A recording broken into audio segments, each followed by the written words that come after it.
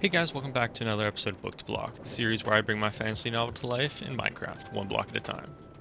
In the previous episode, we built this mine I'm coming from, as well as the storage facility and production facility. So over here at the storage, I mentioned that the front of it up here was a little flat, so I added in a bit of vines, some hanging, this moss from the new pale forest, so that's this pale hanging moss, and then a bit of cobwebs as well as throughout. I also changed these from fences to chains because at the top of a lantern it already adds a bit of chain, so it makes it flow a little bit better. I also changed the height so it's not also uniform. I also, as I said, I duplicated over here a little bit of asymmetry with the different types of barrels. I might change that to like maybe one of these. Whoops. But I think that fixed the problem I was having with how I was looking at it. It looks a lot more naturally smooth in this area. I also added in a bit of the redstone, the power rails, so now you can get from the mine to the storage and then back. I have to work on placements from the production as well. I don't want it to be too fast in one direction and then just barely making it another, so I'll test around, maybe change up the slope of how the track goes. But in today's episode, we're going to be working on the village square. Alright, so in the last episode, we placed all these signs, as you'll see in a second, over here in this open space. So the different housing locations I planned for different ones. Not sure if I'll get to all of them today, or even if I'll need all of them, but I think I'll go in with a palette of the deep slate, probably the cobble deep slate, so I can get different stairs and then the walls. And then I'll go probably for the dark oak planks, because I think these palette looks good together. While the trees they're getting from is technically the spruce trees, I think that the spruce log and the dark oak fits a lot better than the spruce planks themselves. I think it just works a lot better when you see these side by side. So I'll be using this kind of palette for each of the builds. I'll do a little time lapse of each one, and then I'll come back and see what to build next. Alright, so before we get to building, we'll do a little to-do list. So in this episode, I plan to build the houses. Then we'll have to do a bit of decoration, as well as working on the interiors of the houses, and then any touch-ups if we have time. Otherwise, that can wait for a future episode. But without further ado, let's get building to the houses.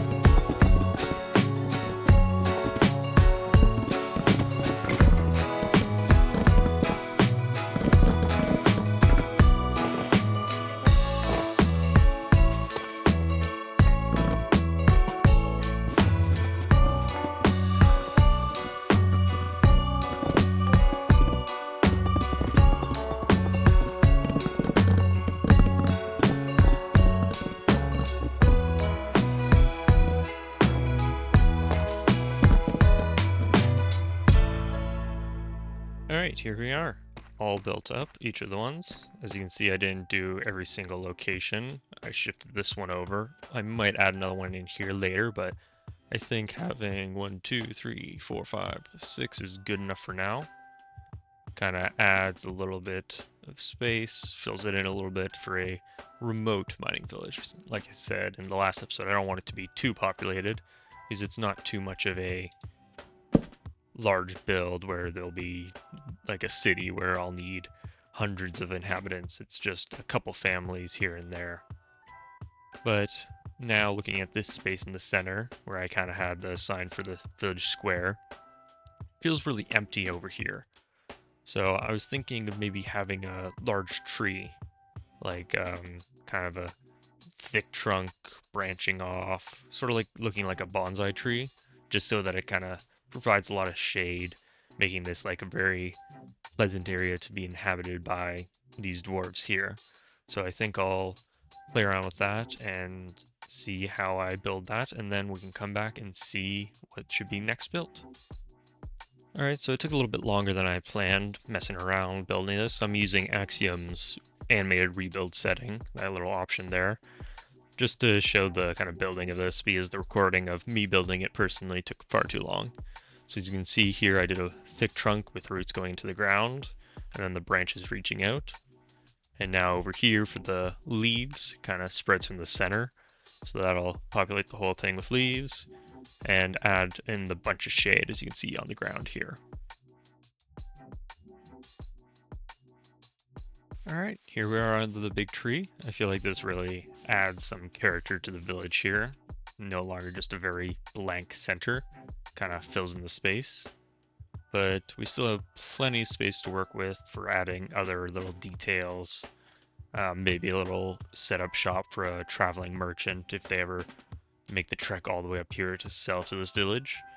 Other things we can add, just like resting areas for when they're not in their houses and not working over in the production side of the village. Kind of have little playing areas. One of those, I was thinking of having one of those swing chairs that you hang up to the tree, and since this is such a thick branch, I think it would work quite well over here. So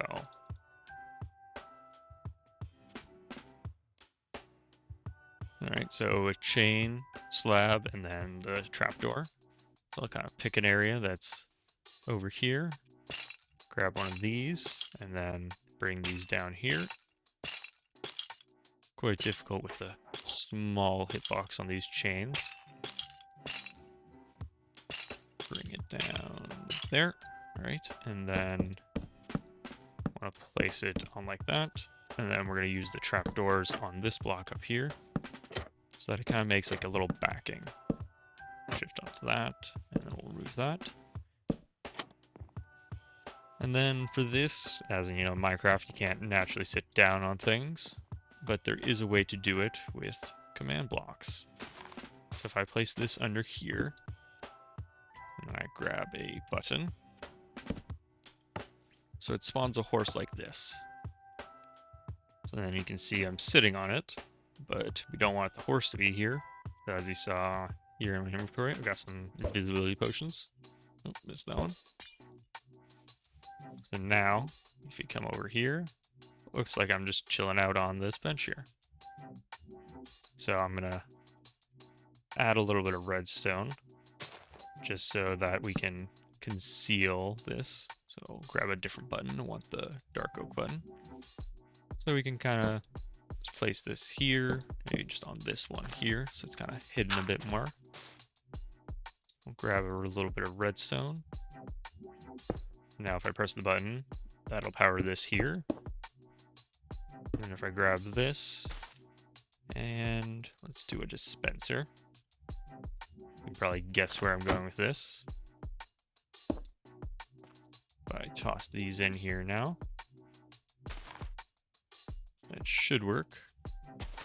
I'm going to have to remove the horse that's already here, so close your eyes. Alright. So now if I press this, and I have to stand back so it doesn't hit me, spawns it, and then right away turns it invisible. So now this is a usable bench.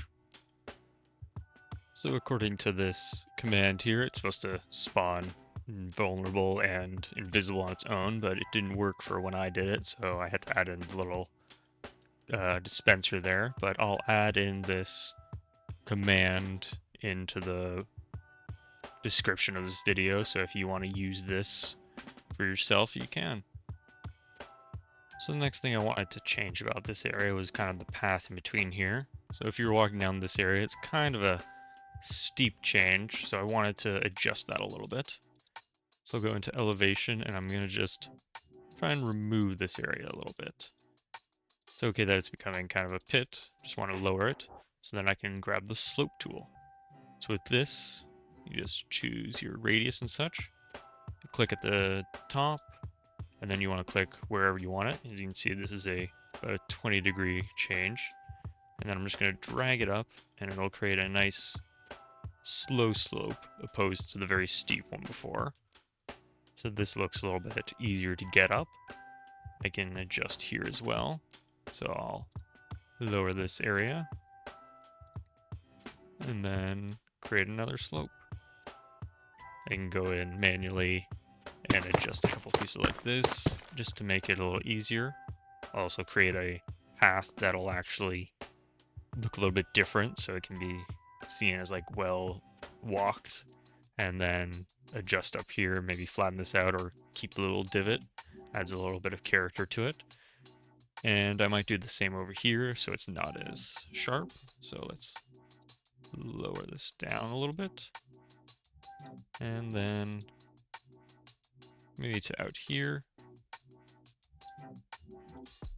And there we go. So that looks a little bit better instead of just a mountain that they have to move up every single day. This seems a bit more natural. I'll add back in the greenery on top of that, and that should fix my problem of walking in between the two. Alright, so I worked out a little bit of a list here, just of the basic things I want every house to have. So just a kitchen/eating area, bathroom, bedroom per person. So if one of these has a family of 3, maybe you have 2 bedrooms, one for the parents and then one for the child. And then a living area, just kind of chill, maybe a fireplace and such. Then a closet/storage area. And then maybe 1 or 2 of these have like a unique things, like a forge of their own, workshop where they do personal things, not working in the production area.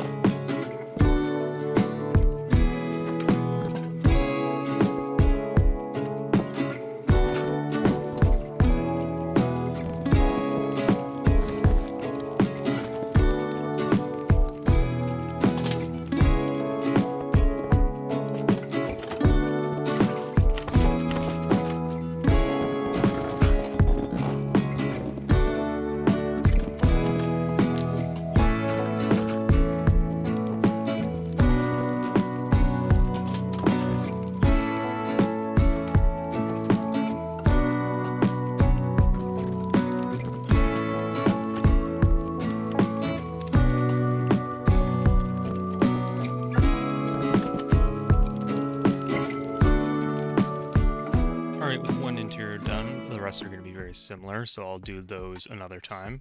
I can kind of add a little bit more detail throughout this area. So since we have so much grass, I'll work on the pathing in another episode because I want to do a entire episode just on pathing because I have some good ideas for that. But I was thinking more of just bone meal, a couple areas like this.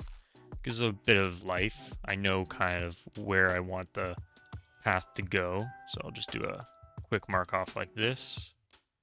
Want this one to come up and meet these. So we'll have kind of like an intersection there.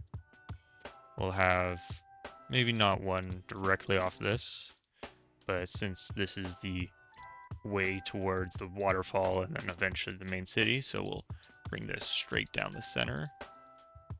Maybe have this connect up as just like a 4-way, so always. Have to have one go around this way, connect it to these two, and then after I maybe change this out, I'll add in the path that comes into here. Maybe have a small path that comes up here to connect the two, and then we can connect up to there. So then we can kind of avoid those areas, add in a bit of greenery just up on these sides. Occasionally maybe hit one of these mosses, spread the moss, add those. And that just adds a little bit of life to the area. So I can grab there.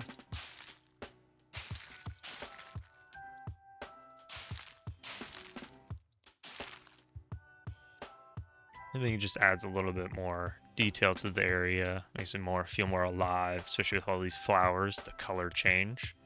I might replace them with just certain types of flowers that I want to go with this area, maybe a certain color palette, but that'll have to be something I look into a little bit later.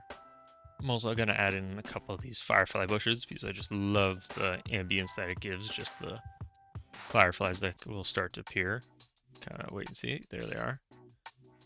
Just add them around this tree, make it seem like maybe this is where they all live, and then when they come out for night, it'll look nice and pretty with all the extra details along with these falling leaves. Alright, as night sets upon this world, I think I've checked everything off of the to-do list for today. In the next episode, I think I'll go for the pathing. I'll do a lot of work on different types of pathing for not only just this village, but maybe for future areas, depending on how I want to style them. But I think that is good enough for today's episode. So if you enjoyed, please leave a like and subscribe for future episodes. Until next time.